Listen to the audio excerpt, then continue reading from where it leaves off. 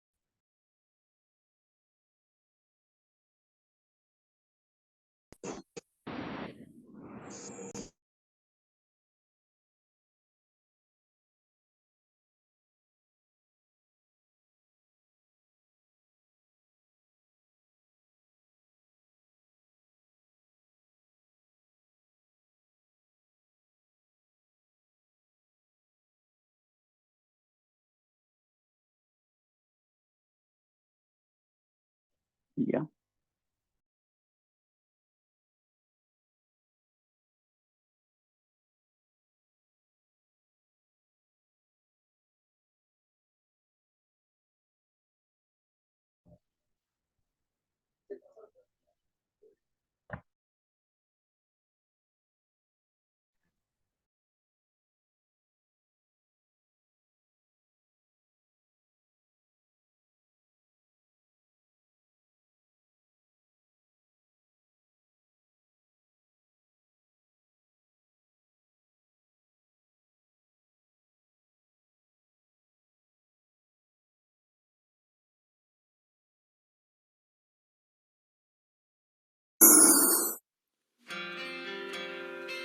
Son pocas las personas que pueden afirmar ser totalmente felices.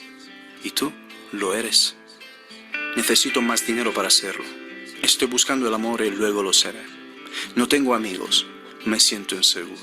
Yo valgo, pero nadie me da la posibilidad de demostrarlo. Y bla, y bla, y bla, y bla. Todas estas frases son excusas que tu misma cabeza te pone por delante. Párate un segundo y mira bien todo lo que tienes. Comienza a valorar todas las pequeñas cosas que ya tienes y que muchas veces olvidas tener. Valórate.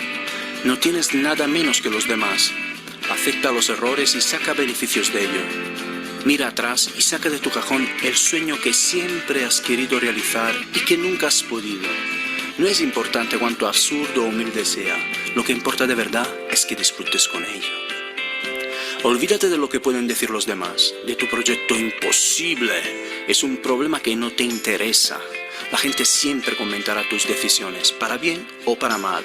Y también esto es parte de la naturaleza, hay que aceptarlo. Decía Einstein, solo aquellos que intentan lo absurdo pueden lograr lo imposible. Ahora estarás pensando, sí, pero ahora es tarde para cambiar. Aquí te equivocas. Tú, y solo tú, puedes cambiar todo lo que te propones. Elabora un plan a medio o a largo plazo, porque cada uno de nosotros tiene tiempos diferentes, y comienza a trabajar por ello. Sí, trabajar, porque nadie ha dicho que sea una cosa fácil. Todo requiere esfuerzo y sacrificio y mucha, mucha constancia, porque las cosas bien hechas son las que requieren más tiempo. Es verdad, en el camino podrás caerte y hacerte daño, pero sigue pensando en lo que quieres de verdad, materialízalo en tu cabeza y antes o después llegarás a tocarlo. Con esto no te estoy diciendo de vivir tu sueño y olvidarte de la realidad y del planeta donde vives. Se pueden hacer más cosas a la vez. Eso sí, ten cuidado de no caer en la rutina y acomodarte en tu zona de confort. Es raro, pero cuando estamos en una situación complicada, sacamos lo mejor de nosotros. Así que, sin esfuerzo y convicción, construirás solo un castillo de arena que a la primera oleada se desmorona. Lucha y trabaja por tus sueños, porque nadie lo hará por ti. Una frase muy famosa dice, si tú no trabajas por tus sueños, alguien te contratará para que trabajes por los suyos. Cuando estarás sin fuerzas y ganas, acuérdate siempre de todo lo bueno que te rodea y olvida lo negativo. Te ayudará a seguir adelante. Ahora comienza tu caza al tesoro. Y recuerda, tu tesoro está siempre a tu alcance. Levantarte y cogerlo depende solo de ti. Mucha suerte.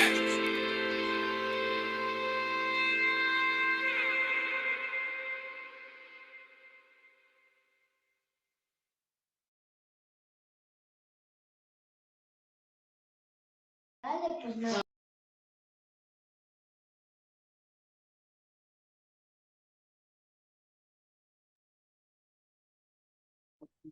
Muy buenas noches con todos los estudiantes que ya se encuentran conectados a la presente reunión. Vamos a dar por inicio con lo que es nuestra clase del día de hoy. ¿Sí? Dentro de la presente clase he querido empezar con un pequeño video motivacional para lo que es, lógicamente, el desarrollo de nuestra temática del día de hoy. Por favor, tengamos cuidado con nuestros micrófonos y a lo que nos conectemos. Bien, dentro de la presente clase, nosotros vamos a hablar acerca de lo que fue el movimiento obrero. Dentro del desarrollo actual, ¿sí? Dentro del desarrollo estructural, lo que nosotros tenemos es que la sociedad ha ido evolucionándose constantemente con la finalidad de buscar una libertad, con la finalidad de buscar una emancipación de pensamientos dentro de la realidad y dentro del contexto con el cual nosotros nos estamos desenvolviendo y con el cual nosotros estamos teniendo como tal un acercamiento directo.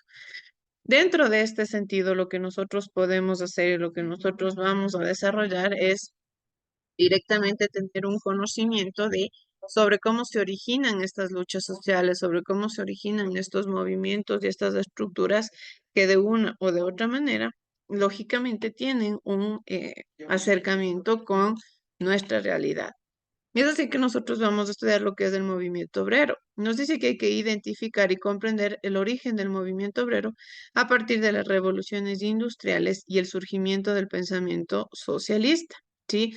¿Qué es como tal el movimiento obrero? Sí, su palabra o sus palabras como tal ya nos deben a nosotros dar un breve preámbulo de que se está refiriendo a una situación en la cual trabajadores buscaron la forma quizás de emanciparse, ¿sí? Buscaron la forma de ser libres, la forma de tener quizás algún tipo de acercamiento a beneficios. Recordemos que dentro de la época, por ejemplo, de los siglos XIV, XV, XVI, hasta los siglos casi XIX y XX, estamos constantemente refiriéndonos a una época y a una sociedad y civilización esclavizada, a una sociedad y civilización totalmente ofuscada. Nos dice que de igual manera debemos explicar y valorar el origen, desarrollo y propuestas, así como también desafíos de los movimientos sociales, sus formas de lucha y respuestas a las relaciones de poder y los medios de comunicación. Los movimientos sociales han sido parte de la realidad. Sí, los movimientos sociales han sido parte del desarrollo y de la evolución que ha tenido como tal la civilización. Nosotros siempre vamos a tener en la historia diferentes hechos y diferentes sucesos que nos encaminan y nos acercan al conocimiento de lo que es una emancipación de pensamiento, una emancipación de ideales, emancipación de leyes, de normativas que de una o de otra manera nos rigen a nosotros de una forma estructural diferente. Nos dice que es así que nosotros vamos entonces a identificar lo que es el movimiento obrero, ¿sí? Desde qué analítica, con qué finalidad, con qué indicios nosotros debemos ir identificando a lo que se refiere como tal este movimiento. Nos dice principalmente que desde el siglo XIX el capitalismo industrial, sí, ya desde que nosotros empezamos a hablar de capitalismo, podemos entender que ya nos estamos refiriendo quizás a un elemento de la sociedad ya bastante dividido. Recordemos que el capitalismo lógicamente habla de la división de poderes. El capitalismo habla de la forma en la cual el dinero causa división dentro de la civilización. La persona que tiene más dinero, lógicamente, es la que tiene más poder. La persona que tiene menos dinero es la persona que de una o de otra manera tiene menos poder dentro de la sociedad. Entonces, lógicamente, desde ya, como partimos hablando del capitalismo, podemos entender que lógicamente se está hablando de una división, se está hablando quizás de una forma de pensamiento diferente, de una forma de exclusión, de una forma de entendimiento alterno a lo que es la sociedad y a lo que es la civilización. Mucho más cuando nosotros hablamos del capitalismo industrial.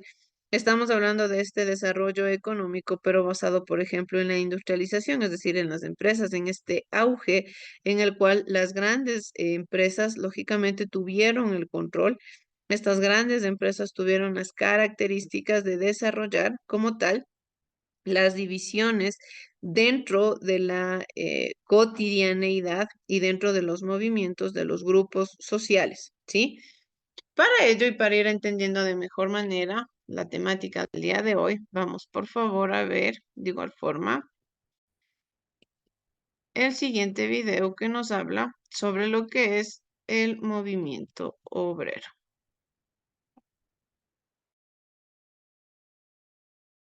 En Ávila por Miguel Fernández Collado. Hola a todos y bienvenidos al canal Futuros Sobresalientes. Hoy vamos a ver la asignatura de Historia, pero antes de esto, suscríbete al canal. El tema de hoy lo vamos a llamar el nacimiento del movimiento obrero. Poned atención que empezamos con el primer apartado llamado Los primeros pasos, ludismo y sindicatos. La concentración de obreros en las fábricas les hizo tomar conciencia de su dura situación laboral e intentaron mejorarla. Se conoce como movimiento obrero al conjunto de iniciativas colectivas llevadas a cabo por los trabajadores asalariados para mejorar sus condiciones. Las primeras reacciones contra las malas condiciones laborales fueron espontáneas y muchos obreros destruyeron las máquinas a las que culpaban de su situación. A este movimiento se le conoce como ludismo, porque los obreros actuaban en nombre de un personaje ficticio, llamado Ned Lud. El primer movimiento organizado con fines laborales y políticos fue el cartismo. Entre los años 1838 y 1848 logró una gran movilización en Gran Bretaña, al presentar al Parlamento la Carta del Pueblo, un documento en el que se reclamaban derechos laborales y el sufragio universal, pues en este momento los obreros no tenían derecho al voto.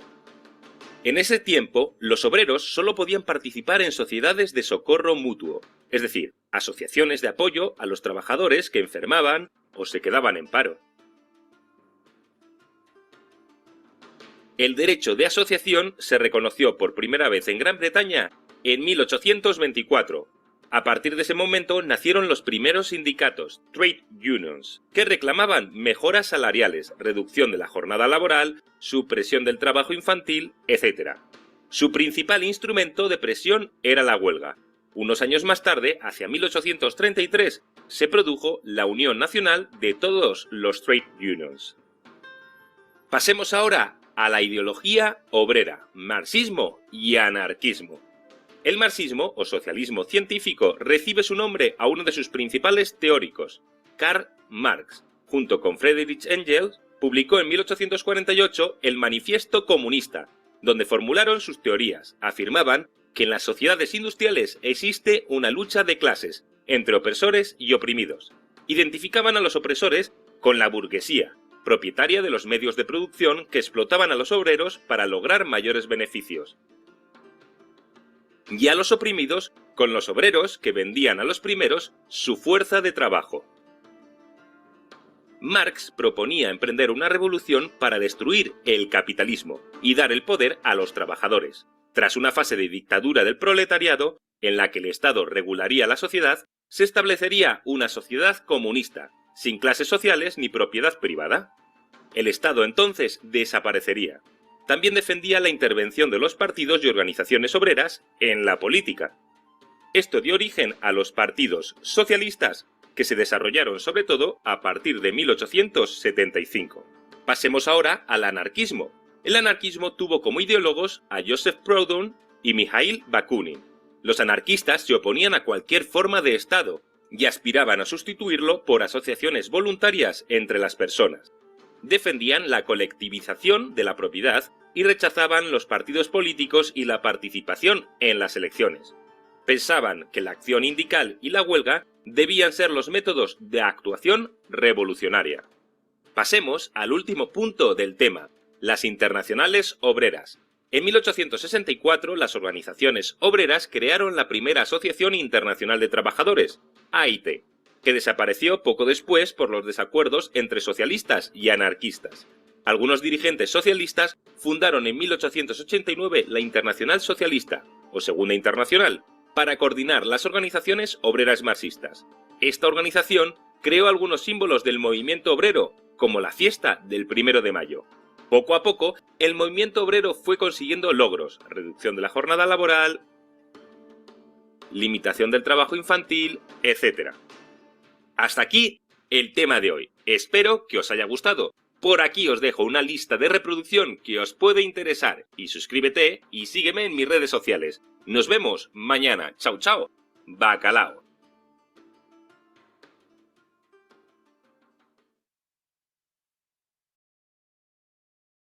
¿Usted es profesional ecuatoriano y está buscando cómo inmigrar legalmente a los Estados Unidos?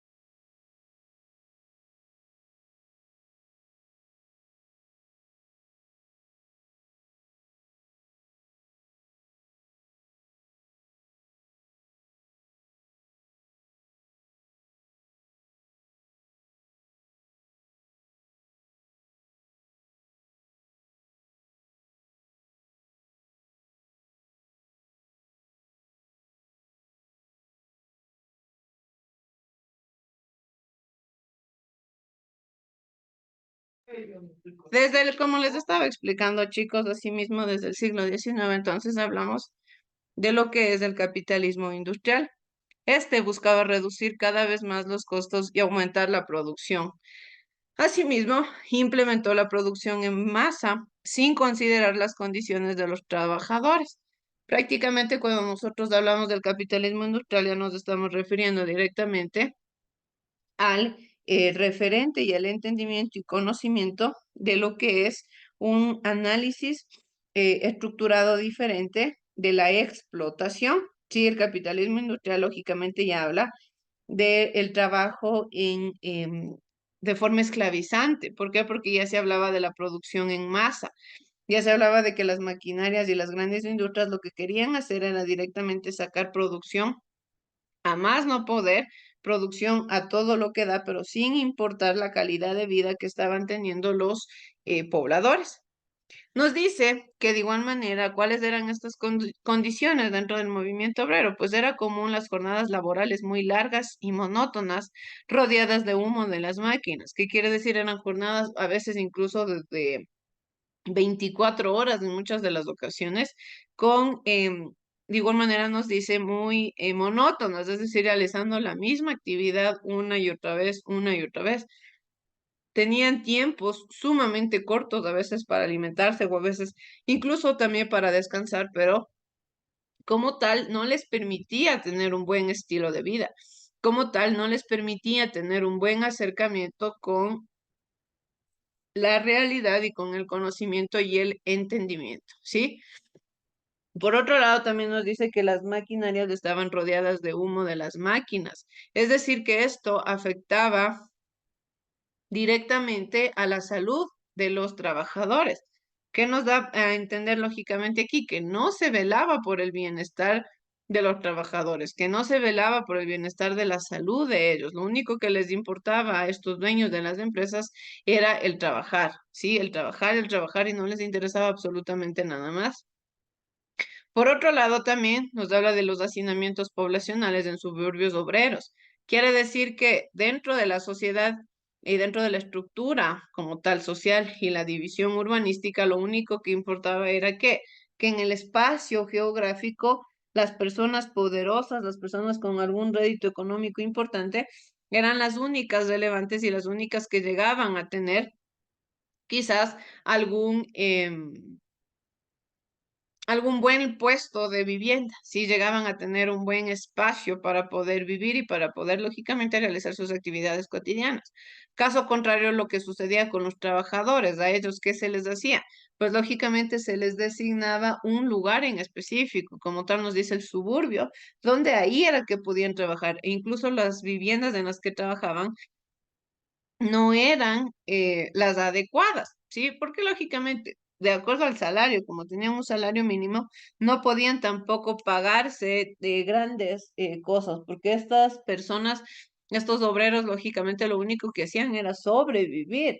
Tenían dinero, trabajaban largas horas, descansaban poco tiempo, e incluso a veces pasaban más tiempo en el trabajo que en sus mismos propios hogares, en estos mini hogares o en casi casas que se podría considerar que llegaban a tener. Por otro lado, también nos dice que existían los bajos salarios y excesivas horas de trabajo que vienen lógicamente tomado de la mano con los puntos anteriores. El dinero que ganaban era mínimo, no les servía incluso absolutamente para nada. Aparte de ello, como hablamos de una sociedad y de una civilización sumamente capitalista, lo que se hacía era también proponer los impuestos. Estos impuestos, ¿qué es lo que hacían? De una o de otra manera, lógicamente quitarle más dinero a las personas que de por sí ya no tenían. Como ya no tenían dinero, estas personas, el poco dinero que ganaban era incluso a veces llevado a los impuestos. Y es así que las personas poderosas se seguían enriqueciendo más y a su vez seguían empobreciendo a las personas que no tenían. Y lógicamente, como las personas no tenían, se veían obligadas a trabajar, ¿sí? Por otro lado, nos habla de la contratación de niños y mujeres en trabajos forzosos. Estamos hablando de una época en la cual no existía como tal una normativa o a su vez una ley que regule que el bienestar y regule también los derechos de los trabajadores, regule los derechos de los niños, niñas y adolescentes, en el cual lógicamente ahora sabemos que es imposible el creer que en una empresa o en una quizás en una maquinaria se le va a contratar a un niño a trabajar o a su vez también a mujeres en trabajos forzosos. Pese a eso, actualmente nosotros sabemos que ya las mujeres tenemos el mismo acceso a trabajos y actividades económicas que los hombres, ¿sí? No existe como tal una diferenciación, pero en este caso en el cual hablamos de que existía un desequilibrio social, lógicamente era la mujer como tal, no tenía un grado de importancia dentro de la sociedad, la mujer solamente dependía de un hombre, lo que el hombre decía era lo que se hacía. Entonces, en este sentido, ¿qué es lo que promovían? Lógicamente que como la mujer no importaba, tenía que meterse a trabajos forzosos. Incluso muchas de las veces trabajos que eran para hombres robustos, hombres fuertes, se les metían a trabajar a las mujeres. ¿Por qué? Porque como tal no existía, como les digo, una norma o una ley que les permita a ellos identificar las capacidades o identificar y regular lo que son las características de los trabajadores. Por otro lado, también existía una carencia de una legislación, ¿sí? Es decir, una ley. No existía una ley que regule.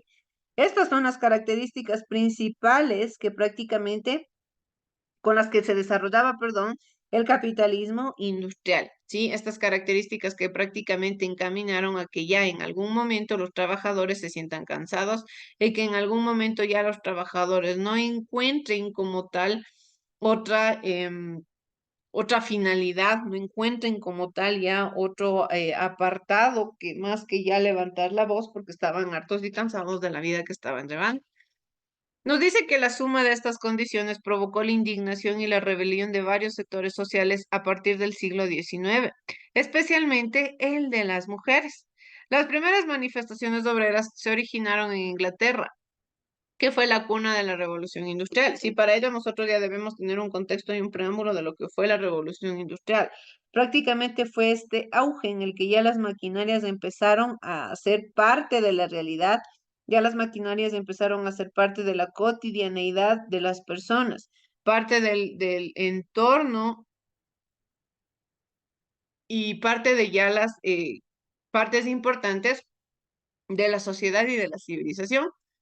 Nos dice que mientras reclamaban por las condiciones de las fábricas y sometidos a la constante presión por producir más a menor costo, la clase social obrera se dio cuenta del potencial de presión política que tenía su capacidad de convocatoria.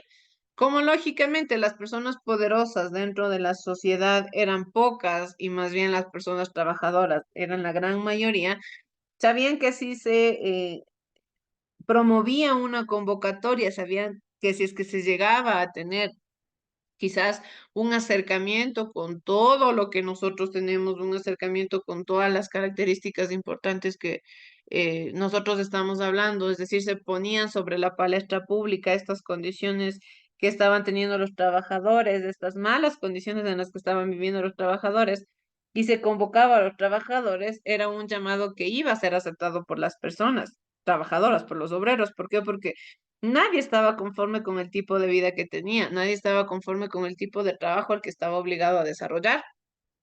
Es por ello que se organizaron y formaron asociaciones solidarias y de reivindicación, cuyos objetivos eran lograr mejoras en las condiciones laborales, es decir, en los salarios y en los horarios laborales, mejorar el salario de los trabajadores y también mejorar el horario laboral.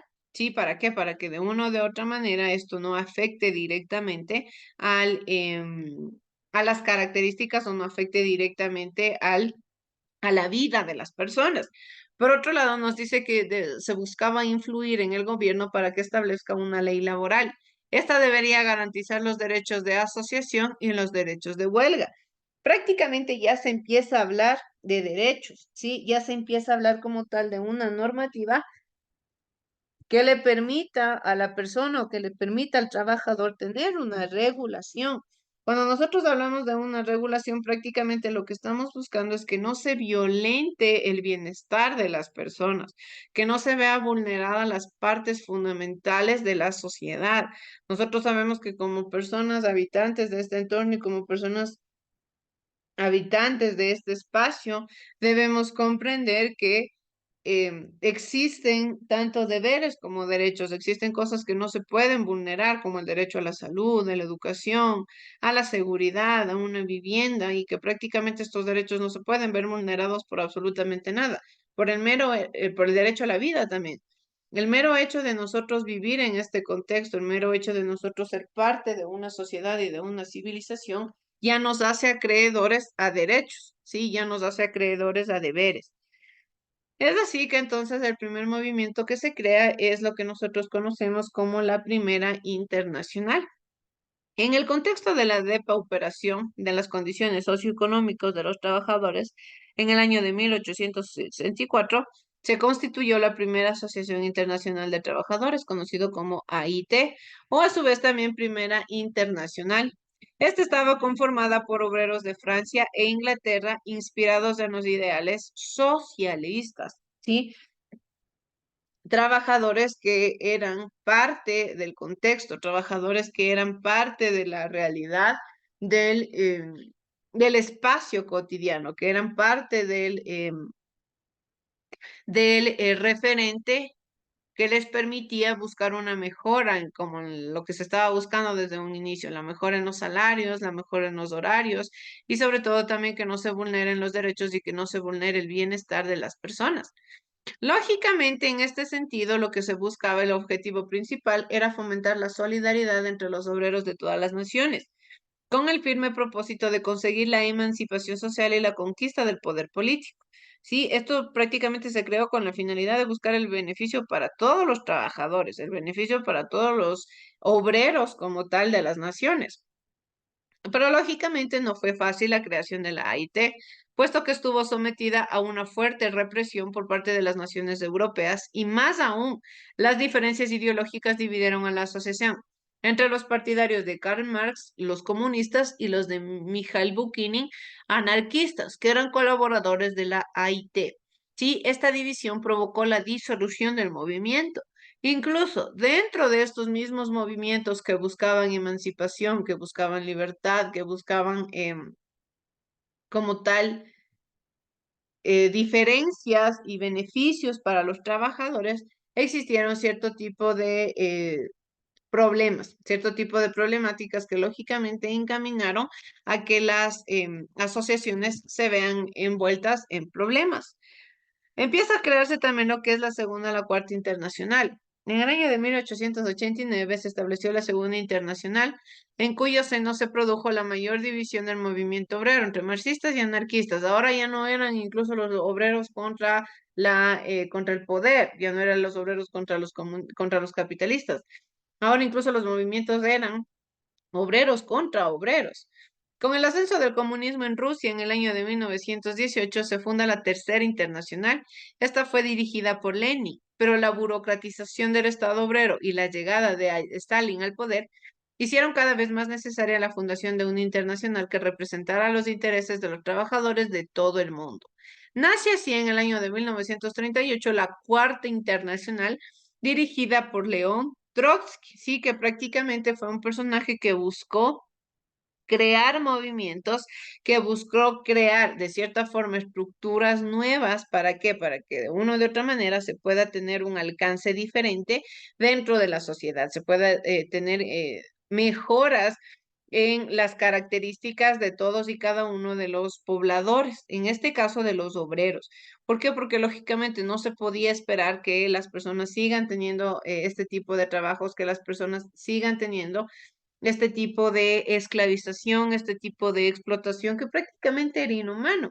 El ser humano, conforme va evolucionando y se va desarrollando, va teniendo conocimiento de lo que merece como persona, sí, de lo que también merece como ser humano, de los derechos que tiene también, de los beneficios que debe tener personales.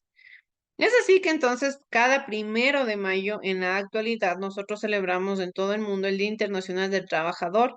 Esto se lo hace en conmemoración del asesinato de los trabajadores anarquistas que protestaban en Chicago, en Estados Unidos, durante el año de 1886 por la reivindicación de la jornada laboral de 8 horas diarias. Ese año la huelga general por esta reivindicación comenzó el 1 de mayo y es por eso que esta es una fecha conmemorativa. Nosotros lo que debemos también entender es que no como tal es una fecha de fiesta, sino son fechas conmemorativas. ¿Por qué? Porque tuvieron algún suceso importante, porque tuvieron alguna característica relevante y diferente dentro del contexto y dentro de la realidad con la cual lógicamente nosotros nos estamos enfrentando.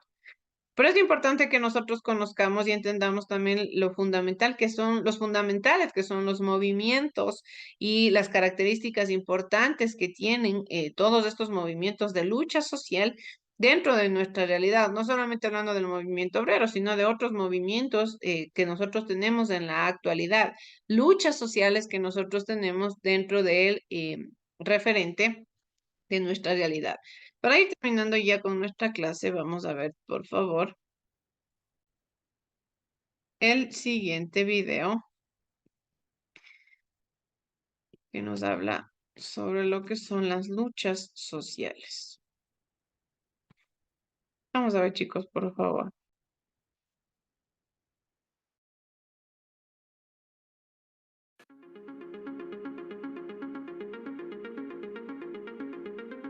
Bienvenido a otro programa del curso Formación Cívica y Ética tercer grado. El día de hoy trataremos el tema de las luchas sociales en defensa de los derechos humanos, la dignidad y el bien común. ¿Alguna vez has asistido o presenciado una marcha en la que se exige algo?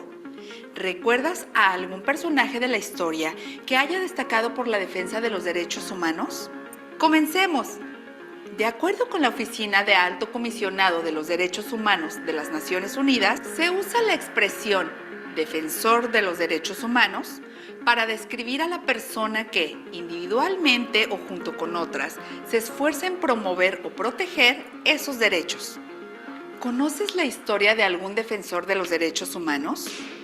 ¿Cómo crees que un defensor de los derechos humanos llegó a serlo?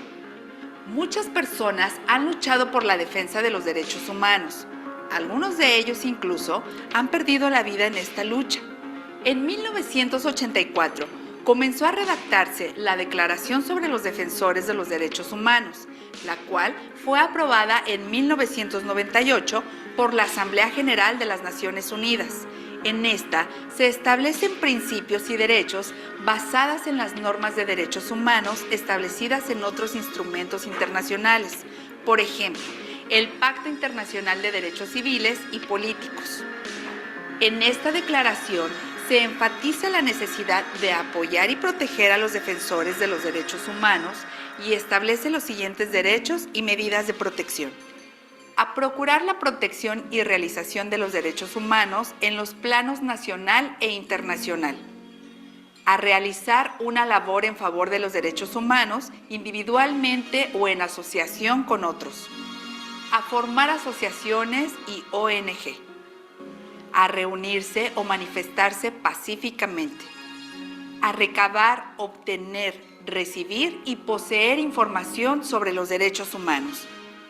A desarrollar y debatir ideas y principios nuevos relacionados con los derechos humanos y a preconizar su aceptación. A presentar a los órganos y organismos gubernamentales y organizaciones que se ocupan de los asuntos públicos críticas y propuestas para mejorar su funcionamiento y a llamar la atención sobre cualquier aspecto de su labor que pueda impedir la realización de los derechos humanos.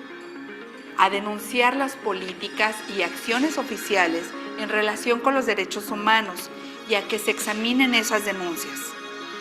A ofrecer y prestar asistencia letrada, profesional u otro asesoramiento o asistencia pertinentes para defender los derechos humanos. A asistir a las audiencias, los procedimientos y los juicios públicos para formarse una opinión sobre el cumplimiento de las normas nacionales y de las obligaciones internacionales en materia de derechos humanos. A dirigirse sin trabas a las organizaciones no gubernamentales e intergubernamentales y a comunicarse sin trabas con ellas. A disponer de recursos eficaces. A ejercer legítimamente la ocupación o profesión de defensor de los derechos humanos, a obtener protección eficaz de las leyes nacionales al reaccionar u oponerse por medios pacíficos a actividades y actos con inclusión de las omisiones imputables a los estados que causen violaciones de los derechos humanos, a solicitar, recibir y utilizar recursos con el objeto de proteger los derechos humanos, incluida la recepción de fondos del extranjero. Pon atención al siguiente video. ¿Eres defensor o defensora de los derechos humanos? ¿Podría ser defensor de los derechos este camionero? Sí. ¿Y esta agricultora? Sí. ¿Este poeta? ¿El vendedor? ¿La cocinera? ¿El mecánico? ¿El camarero? ¿La profesora? Cualquier persona puede ser defensora de los derechos humanos, al margen de su edad, ocupación, nacionalidad o situación económica. Porque a todo el mundo se le da bien algo, aunque solo sea tender una mano. ¿Qué se te da bien a ti? Bien, chicos, entonces ahí es donde nosotros comprendemos la importancia que tienen los movimientos y las luchas sociales a lo largo de la historia, ¿sí? A lo largo del transcurso que nosotros lógicamente vamos teniendo contacto conforme va evolucionando y conforme se va desarrollando la sociedad, que de una u otra manera estos movimientos nos han dejado a nosotros como resultado diferentes actividades que podemos llamar libertad en la actualidad. Sí, muchos movimientos nos han dejado libres en el contexto actual y en las características que nosotros tenemos como sociedades y como civilizaciones. Eso es todo lo que puedo compartirles, chicos, dentro de la clase del día de hoy. Que tengan todos una excelente noche. Muchas gracias.